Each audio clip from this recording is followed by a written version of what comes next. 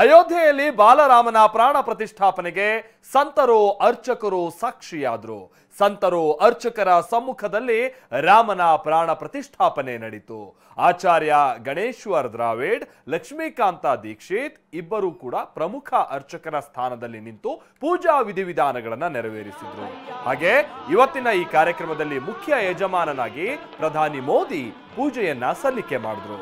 RSS ಸರಸಂಘ ಚಾಲಕ ಮೋಹನ್ ಭಾಗವತ್, ಉತ್ತರ ಪ್ರದೇಶದ ಸಿಎಂ ಯೋಗಿ ಆದಿತ್ಯನಾಥ್, ಉತ್ತರ ಪ್ರದೇಶದ ರಾಜ್ಯಪಾಲೆ ಆನಂದಿ ಬೆನ್ ಆ ವಿಧಿವಿಧಾನದಲ್ಲಿ ಭಾಗಿಯಾದರು.